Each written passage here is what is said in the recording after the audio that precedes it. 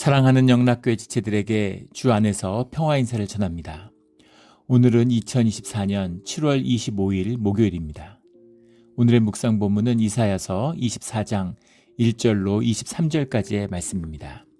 오늘 본문 말씀 24장 1절부터의 말씀은 이렇게 시작합니다. 보라, 여호와께서 땅을 공허하게 하시며 황폐하게 하시며 지면을 뒤집어 엎으시고 그 주민을 흩으시리니, 주님의 그날의 심판을 말씀하고 있는 거죠. 근데 이 심판은 굉장히 계시적이고 또 종말론적인 그런 심판의 의미를 담고 있습니다. 종말이라고 하는 것은 이제 인간의 시간이 끝나고 주님의 시간이 열린다, 주님의 때가 임한다, 시간을 새롭게 한다, 부활의 의미를 담고 있는 것이죠. 그래서 앞에 나왔던 애굽, 가나안, 두론과 시돈, 아수르, 바벨론 이런 나라들이 모두 멸망하는 그런 심판이 임한 다음에 그 땅을 벌하는, 나라의 잘잘못을 따지고 이런 게 아니죠. 주님이 그 땅의 역사를 새롭게 하는 그 심판의 때가 임하게 된다라는 말씀을 증거하고 있습니다. 우리 이사야 24장의 말씀은 계시록하고 굉장히 흡사한 면이 있죠. 그런 그 심판에 대한 원형적인 모습들, 이런 것들을 이사야 선지자의 입을 통해 선포되고 있는 것입니다. 2절에 보면 백성과 제사장이 같을 것이며 종과 상전이 같을 것이며 여종과 여주인이 같을 것이며 사는 자와 파는 자가 같을 것이며 빌려주는 자와 빌리는 자가 같을 것이며 이자를 받는 자와 이자를 내는 자가 같을 것이라. 마지막 심판의 때가 되면, 말세의 때가 되면 이자를 빌려주는 자나 빌린 자나 주인이나 종이나 사는 자나 파는 자나 백성과 제사장이나 종과 상전이나 구분이 없다, 이런 거죠. 다 사람이 만든 거잖아요. 이 말씀이 재밌는 건 농업이나 목축업 이런 것은 빠져 있습니다. 농사를 짓는 자나 목축을 하는 자나 이런 건 본질적인 거죠. 아주 근본적인 것입니다. 삶을 영위하는 모든 걸 폐한다는 것이 아니라 인간이 만들어낸, 다 인간이 만든 거잖아요. 여종과 여주인, 종과 상전, 백성과 제사장, 사는 자와 파는 자, 빌려주는 자와 빌리는 자, 인간들이 만들어낸, 인간들이 가치를 만들고 인간들끼리 뭐를 더하기 위해서 만들어낸 것, 이런 것들은 다 쓸려간다, 이런 이야기죠. 마지막 때에도 남은 자가 있고 남은 자들이 살아가잖아요. 그 삶을 패한다는 의미가 아닌 것이죠. 삶에 허위로 가득 찬 껍데기, 가짜의 삶, 이런 건 다 씻겨간다는 거예요. 우리 예전에 이제 교회에 있을 때 보면 어르신들이 그런 농담들 많이 하시는데, 그 예전에도 몇 번 나눈 적이 있었을 겁니다. 사람들이 나이가 50이 넘으면 외모가 아무 차이가 없고, 외모가 다 똑같아지고, 60이 넘으면 학력이 다 똑같아지고, 70이 넘으면 재산이 다 똑같아지고, 80이 넘으면 건강이 다 똑같아지고, 건강한 사람이나 아픈 사람이나 차이가 없고, 90이 넘으면 산 사람이나 죽은 사람이나 차이가 없다, 이제 그런 농담들 하고 그러세요. 그렇잖아요. 연예인들은 보십시오. 아무리 젊었을 때 예쁘고 이래도 50 넘으면, 50 넘어서 미모를 유지하는 사람은 거의 없죠. 40대까지는 가능할 수 있어도 50 넘으면 육체의 뭔가 아름다움을 뽐낼 수가 없습니다. 50 넘으면 젊었을 때 예뻤거나 못생겼거나 차이가 없는 거죠. 60이 넘으면 그 학력이 차이가 없는 거예요. 좋은 대학 나왔거나 대학 못 나왔거나 초등학교만 나왔거나 60대에 무슨 이제 직장 다 은퇴할 나이잖아요. 스몰 비즈니스나 자영업을 하시지 않는 분인 이상은 직장 생활은 다 끝이 났죠. 그런데 무슨 의미가 있겠어요? 차이가 없다는 겁니다. 70대가 되면 또 무슨 돈이 있으나 없으나, 돈이 있어봐야 무슨 차이가 있어요? 쓸 데가 뭐가 있으며, 무슨 소화도 안 되는데 맛있는 걸 먹겠습니까? 하루에 몇 개를 먹겠습니까? 전 50대인데도 두 끼만 먹어도 부대끼죠. 그런 거예요. 만나고 무슨 만난 케이크 있다, 이런 거 마음대로 먹지 못하죠. 몸에 안 좋으니까. 그래서 이제 박식을 해야 돼요.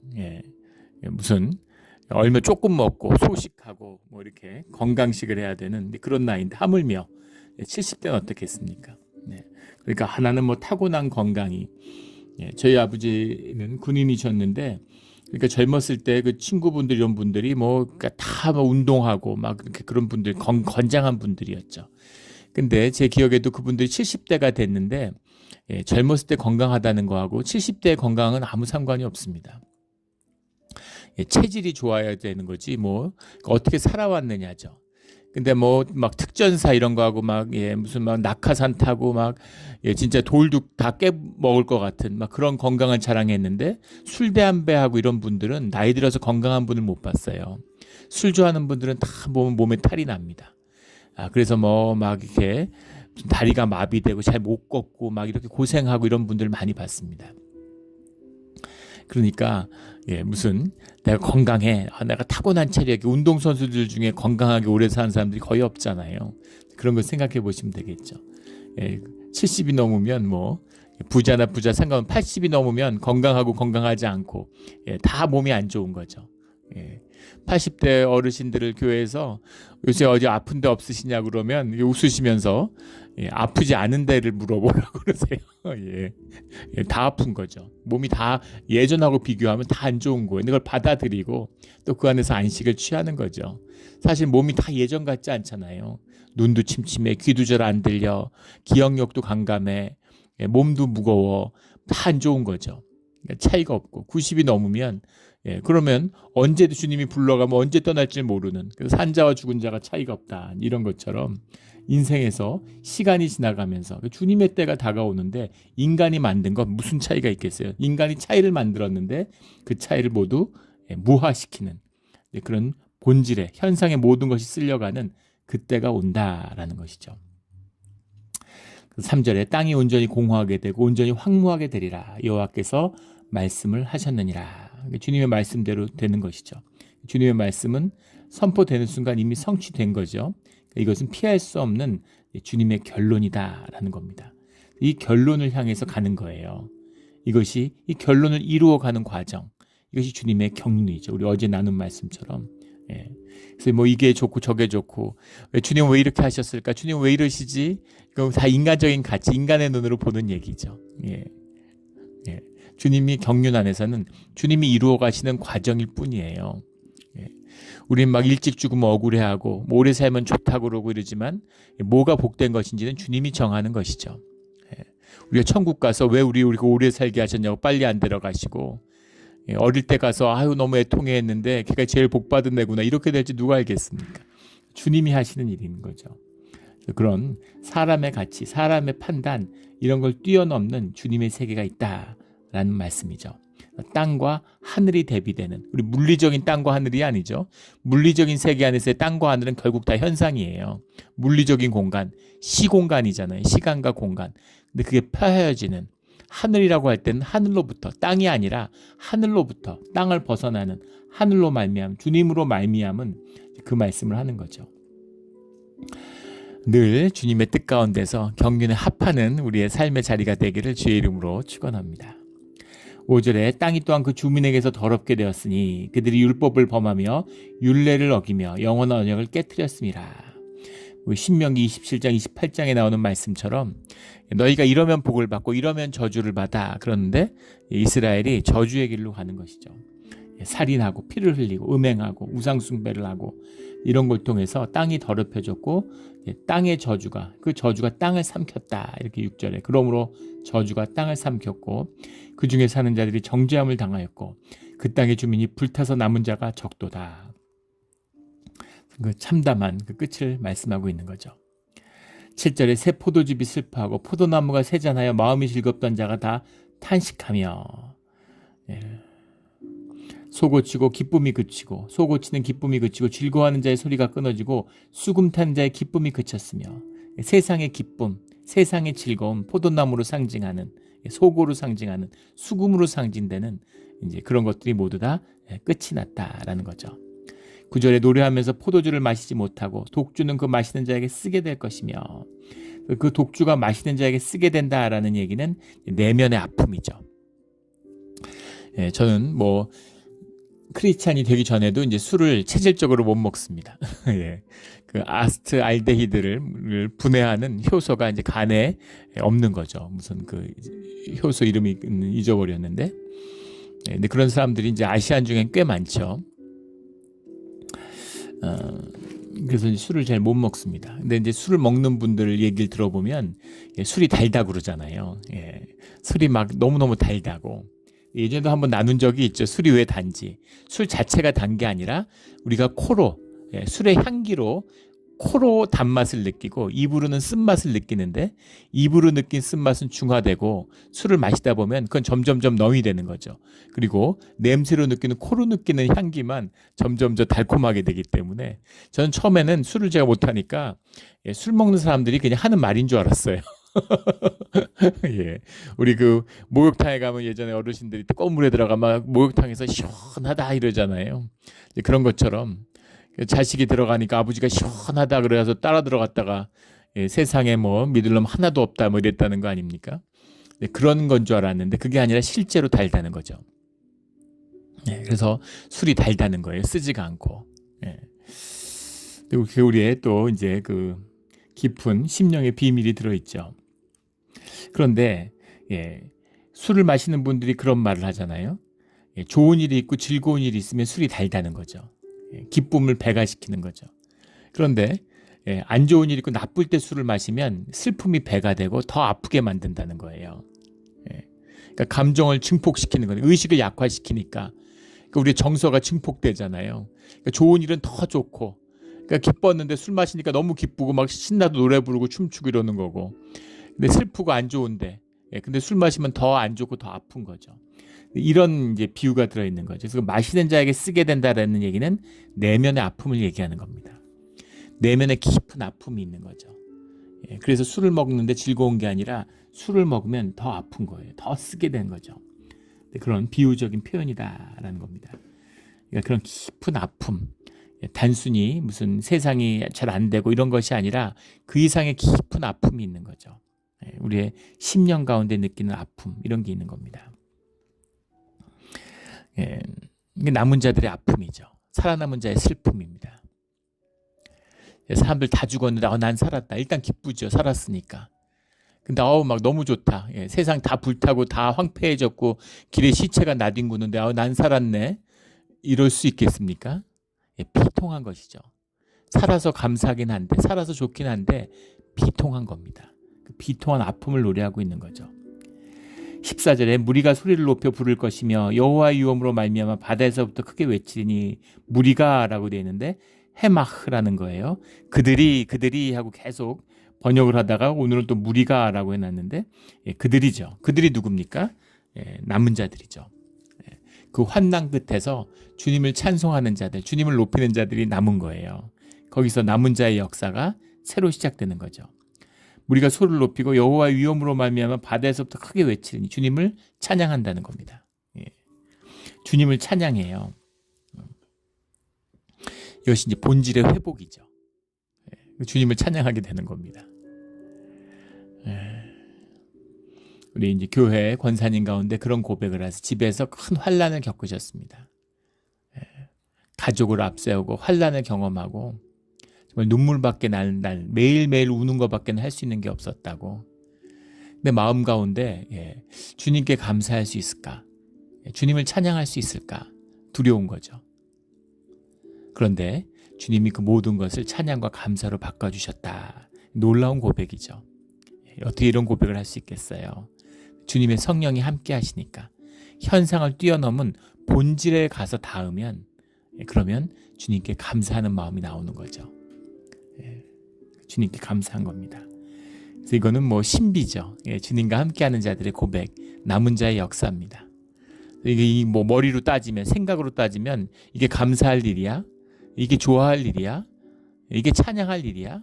그건 머리에서 나오는 이야기고 우리의 존재의 진실이 주님과 가서 부딪히면 그 두려움과 그 공포감을 마주하게 되면 그러면 우리의 본질이 생명이 회복돼요. 그럼 주님께 찬양과 감사가 나오는 겁니다.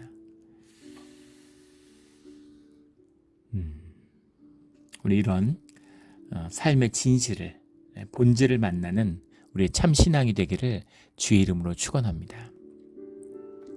15절에 그러므로 너희가 동방에서 여호와를 영화롭게 하며 바다의 모든 섬에서 이스라엘 하나님 여호와 이름을 영화롭게 할 것이라. 동방에서 여호와를 영화롭게 하며 라는 말 자체가 바벨론의 유수로 끌려간 노예가 되는 그런 그 이스라엘의 모습을 말씀하는 것이다. 뭐 그렇게도 볼 수도 있겠죠. 이제 이 예루살렘에서 동방으로 끌려갔으니까.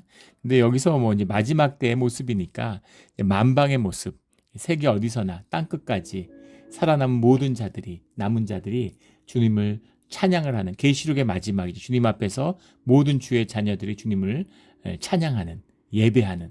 주님과 예배한다는 게 무슨 말이에요? 주님과 하나 된 것이죠. 하나님 나라가 임한 것입니다. 그 모습을 보았다라고 할 수 있겠죠. 그런데 오늘의 핵심 말씀은 16절의 말씀입니다. 16절의 말씀이 어려워요. 이 말씀에 대한 온갖 오해와 엉뚱한 해석들이 난무합니다. 땅끝에서부터 노래하는 소리가 우리에게 들리기를 의로우신 이에게 영광을 돌리세 하도다. 이게 천국의 예배잖아요. 이 땅에 임한 천국의 예배입니다. 계시록에서 보는 그런 천국의 예배죠. 그러나 나는 이르기를 나는 쇠잔하였고 나는 쇠잔하였으니 내게 화가 있도다.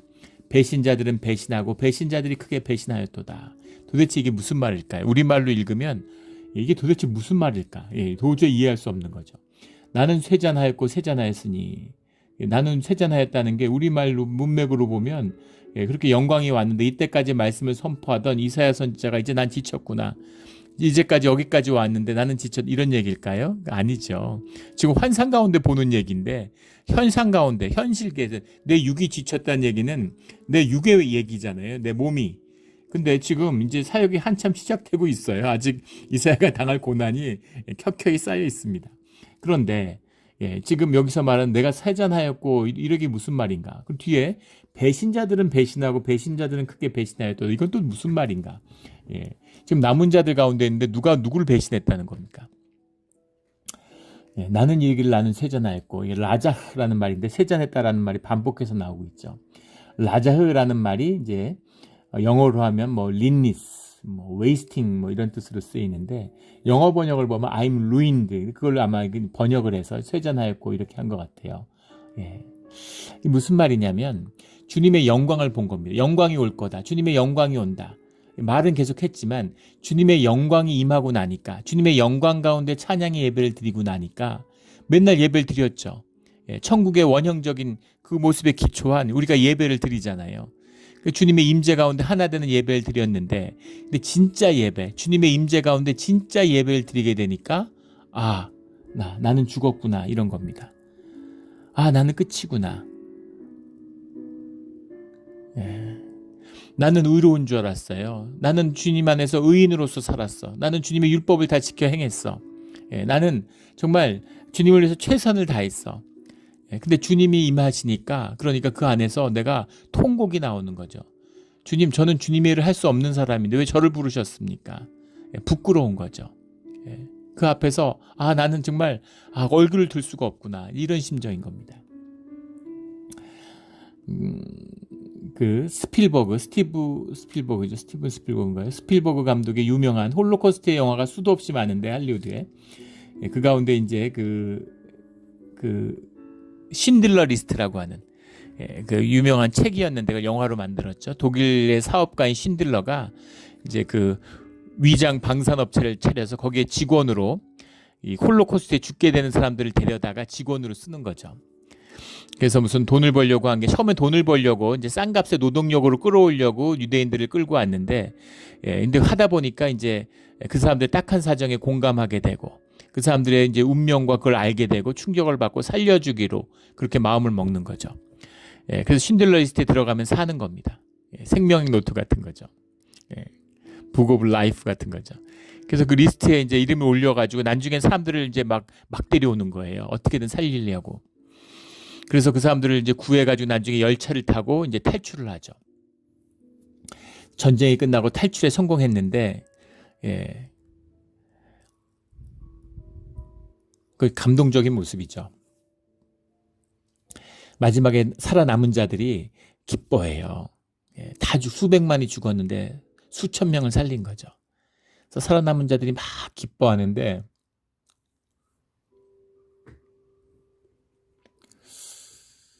그 신들러가 눈물을 흘립니다. 어릴 때 제가 그 영화를 보고서는 이해를 못했어요, 그 장면을.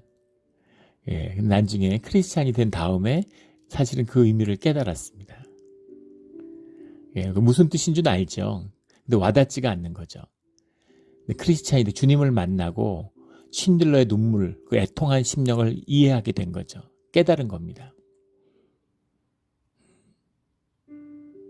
자기의 반지를 꺼내서 보고 막 눈물을 흘려요.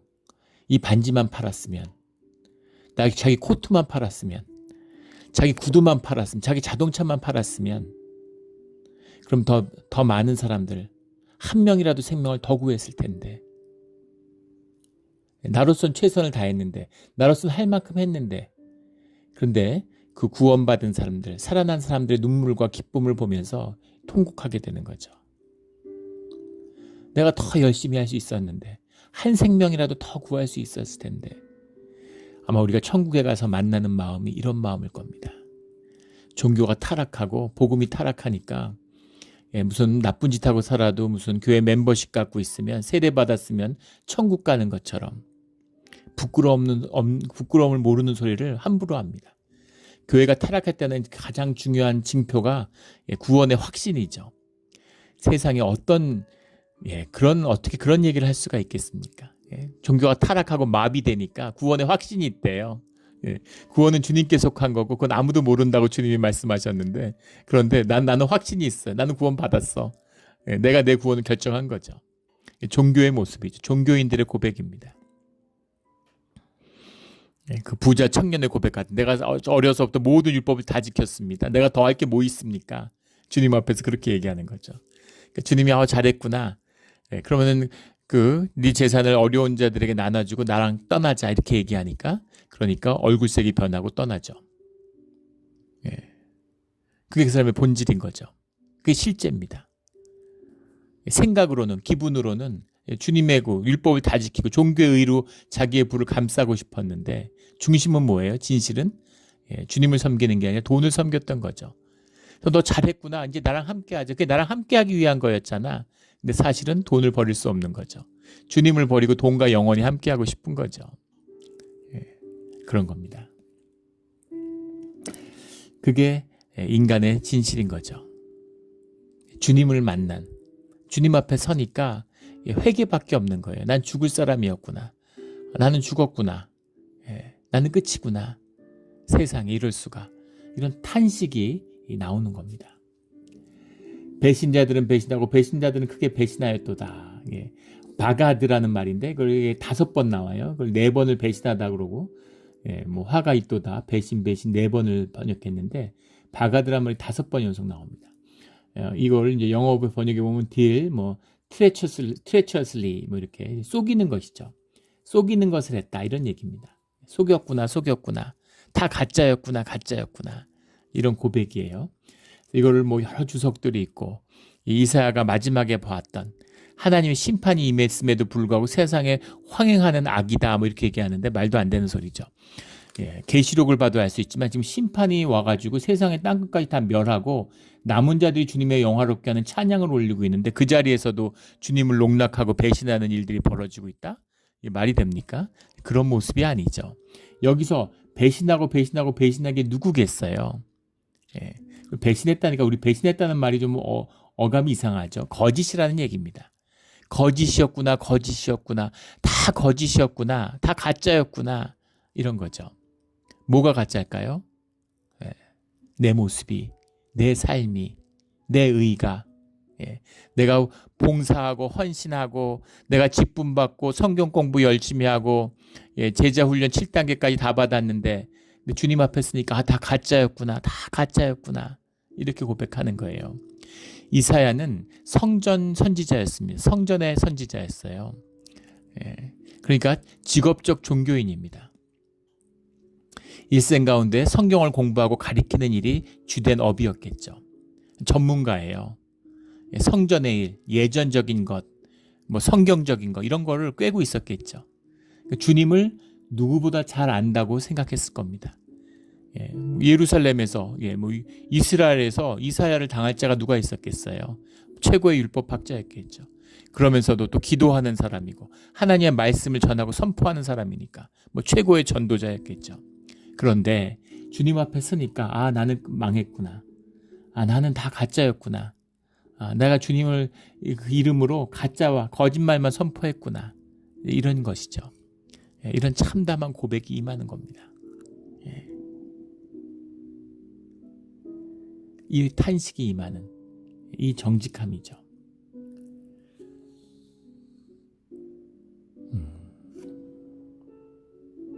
이게 신앙인의 모습이에요. 그래서 우리가 낮아질 수밖에 없고 겸손해질 수밖에 없는 겁니다. 자기 의를 어떻게 자랑할 수 있습니까? 누구를 정죄할 수 있습니까? 주 안에는 정죄함이 없는 것이죠.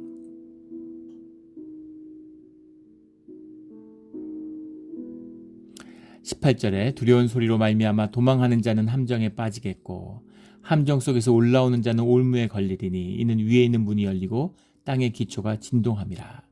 위에 있는 문이 열린다는 게 뭐예요? 그 노아의 때와 같이 그 위와 아래를 다 트시는 거죠. 그런 심판의 때, 새로운 질서, 새로운 창조, 이때를 의미하시는 거죠. 21절에 그날에 여호와께서 높은 데서 높은 군대를 벌하시며 땅에서 땅의 왕들을 벌하시리니, 그러니까 완전히 새로운 질서의 시작이에요. 23절에는 그때 달이 수치를 당하고 해가 부끄러워하리니, 달과 해는 늘 어떤 나라나 어떤 신앙에서나 신으로 표상되는 그런 것이죠. 세상의 질서를 상징하는 거죠. 지금도 마찬가지죠. 그 중동 국가들의 이런 나라들은 달을 중시하잖아요. 이스라엘은 달이 들어가 있습니다. 서양의 국가 이런 데서는 이제 해가 그걸 상징하죠. 태음력과 태양력. 농경 문화는 그 음력을 중시하고, 그런 상업 문화는 양력을 중시하죠. 달과 해라는 건 늘 인류의 역사에서 어떤 신성의 표상이죠. 그런데 그들을 부끄럽게 한다. 만군의 여호와께서 시온산과 예루살렘에서 왕이 되시고, 물질적인 지역적인 의미가 아니라 새 땅 새 역사에서 새 예루살렘이, 새 이스라엘이 주님의 역사 가운데 남은 자들 가운데 시작된다라는 의미입니다. 이것이, 이 말씀에는 이사야서에 더 깊이 흐르는 뜻이 들어있죠. 우리 23장부터 이어지는 두로와 시론의 그 무역한 것과 이익을 주님이 거룩하게 구별하신다라는 이 말씀에 들어있는 뜻인 거죠. 세상을 왜 이렇게 멸하실까? 세상을 왜 이렇게 멸하실까요? 맨날 멸망시킨다는 얘기, 맨날 심판한다는 얘기. 주님은 왜 이렇게 심판할 거면 왜 세상을 왜 이렇게 만들어? 주님이 모르셨을까요? 전능하신 주님이, 시간성을 떠나 있는 초월적인 주님이 우리가 시간이 지나면서 타락하고 세상이 썩는다는 걸 모르실까요? 왜 세상을 만들어 놓고 이렇게 심판한다고 엄포를 놓으실까요? 물론 주의 자녀들이 돌이키기를 원하고 또 그 심판을 지연시키면서 주님 안에서 회개하기를 기다리시는 주님의 은혜가 있죠. 그런데 더 깊은 주님의 뜻 가운데, 경륜 가운데에서는 이건 아주 깊은 뜻입니다. 주님이 세상을 이루시는 그 첫 번째 창조 이후에 주님이 그것을 멸하시는 그 뜻이 들어있는 거예요. 죽음이 기다리고 있는 겁니다. 죽음을 위해서 창조하신 거죠. 심판을 위해서 창조하신 겁니다. 그리고 그것이 망한 다음에 그 가운데서 부활하는 제2의 창조, 제2의 부활이 기다리고 있는 겁니다. 그 부활을 통해서 그 우리에게 주어졌던 창조의 원 뜻, 우리에게 원래 선물로 주어졌던 그것을 우리가 진정으로 누리며 살아갈 수 있는 복된 삶이 열리는 것이죠. 귀 있는 자는 들을지어다. 우리를 세상에 내셨어요. 그래서 우리에게서 십자가의 죽음을 주님이 기다리시는 겁니다. 세상에서 태어나서 성공하고 잘 살라고 우리를 만드신 게 아니라는 거예요. 물론 성공하고 잘 살아도 좋겠죠. 그러나 중요한 것은 그것을 통해서 우리가 경험하게 될 본질의 역사는 무엇이냐면 실패와 좌절과 우리의 존재에 대한 절망입니다. 그게 십자가죠. 그 죽음을 경험한 다음에 주님 안에서 부활하는 새 생명을 누리게 되는 거예요. 그 생명과 우리의 삶이 피어나게 되는 겁니다. 이게 성경이 말하는 경륜과 섭리예요. 그럼 내가 왜 망했을까? 내가 주님 믿고서 열심히 신앙생활하고 교회 다녔는데 내가 뭘 잘못했나? 주님 나한테 왜 그러셨지? 그게 아니라 그게 축복의 길이라는 겁니다. 세상에서 망하고 안 망하고가 뭐가 중요해요? 드라마를 보십시오. 주인공이 온갖 역경을 겪고서 성장해서 그 삶이 멋있게 피어나잖아요. 그런 드라마 보셨어요? 주인공이 있는데 편안하고 안일하고 부잣집에 태어나가지고 잘 먹고 잘 살고 그냥 놀다가 파티하고 놀다가 이 사람 저 사람 만나고 그냥 시간 보내다가 그러다가 죽었다. 이런 드라마 보셨습니까? 드라마는 그러면 주인공이 될 수 없죠. 그러면 그 단역이 되는 겁니다. 단역도 되기 어려울 수도 있고 아무 의미가 없어요. 이 땅에 보낸 이유는 고난과 시련을 통해서 절망을 만나는 겁니다. 내 힘으로 안 되는구나. 나로는 안 되는구나. 내가 이룬 것은 다 의미가 없는 것이었구나. 다 썩어지는 것이었구나. 썩지 않은 영원한 그릇을 만들어야 되는구나. 변하지 않는 기쁨과 평강과 생명이 있구나. 그걸 만나야 되는 거죠. 그래서 첫 번째 창조, 아담의 역사는 망하는 것입니다. 그래서 제2의 아담, 예수 그리스도의 새로운 부활의 생명이 우리에게 선물로 주어지는 것이죠. 우리는 계속 살고 있어요. 심판이 왔는데 주님이 세상을 심판하셨는데 현상의 눈으로 보면 주님이 심판받은 것 같잖아요. 십자가의 수치와 모욕으로 돌아가셨는데 그것이 세상에 대한 세상 죄에 대한 심판이 된 것이죠. 그 심판을 통해서 우리는 살아나는 겁니다. 그래서 똑같은 육신을 입고 똑같이 사는 것 같지만 우리는 새로운 생명을 살아가는 거죠. 그 생명의 가치와 의미는 우리가 죽었을 때 드러나는 겁니다. 우리가 영생의 문에 들어갈 때 우리의 삶의 가치가 꽃을 피우는 거예요.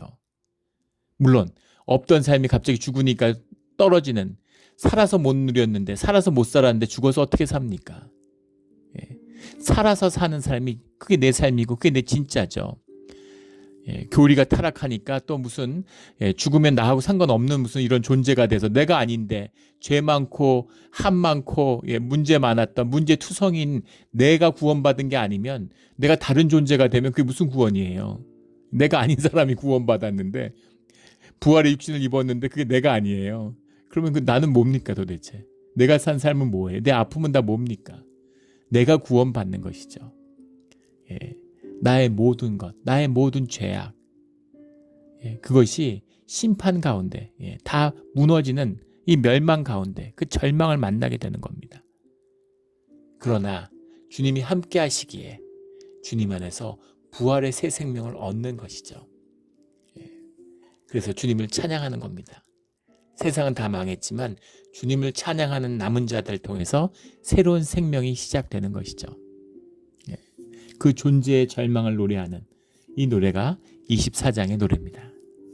그리고 내일 우리 주님을 향한 찬송의 고백이 터져 나오는 거죠. 아, 나는 망했구나. 주님 만나면 좋을 줄 알았는데 주님 만나면 망하는구나. 종교가 뭐예요? 우리가 영을 받았기 때문에 다 압니다. 왜 이렇게 죽어라 교회를 안 나오겠어요? 또 왜 교회를 나왔는데 죽어라 십자가를 외면하겠습니까? 종교는 알고 있죠. 십자가를 차단하는 겁니다. 죽음을 차단하는 거예요. 거짓 교리로. 세상과 똑같은 기능을 하고 있죠.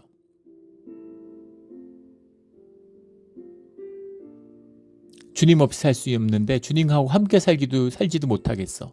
그러니까 종교의 벽을 치는 거죠. 주님과 함께 있는 것처럼 주님을 소외시키는 겁니다. 그게 제일 나쁜 거죠. 주님이 제일 싫어하는 겁니다. 주님을 모르는 것보다 더 나빠요. 종교의 끝을 봐야 되는 것이죠. 그럼 종교는 무조건 악이고 나쁜 것이냐? 그렇지 않아요. 또 그렇게 양극단으로 갈 필요, 그게 종교적인 것이죠. 아주 선하고 아름다운 건 결코 아니지만, 악하고 나쁜 것이지만 그렇다고 필요 없다는 것도 아닙니다. 그런 비유 들었죠? 우리가 당나귀 타고 목적지에 가는. 종교는 나귀 같은 거예요. 나귀를 타야 목적지까지 갈 거 아닙니까? 어떻게 걸어가요? 힘들어서. 종교를 타고 가면 좋죠. 나귀를 타고 가면 좋습니다.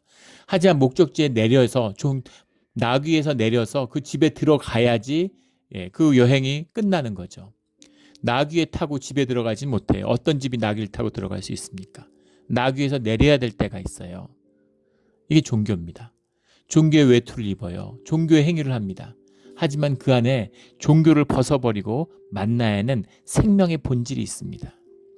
종교에서 끝나면, 종교에서 썩으면 세상에서, 광야에서 썩는 것보다 더 안 좋은 거예요. 그래서 끝을 봐야 되는 겁니다. 이게 이사야서 24장의 노래예요. 예, 나는 망하였구나. 나는 망하였구나. 예, 다 가짜였구나. 다 껍데기였구나. 이 고백을 만나야 되는 겁니다.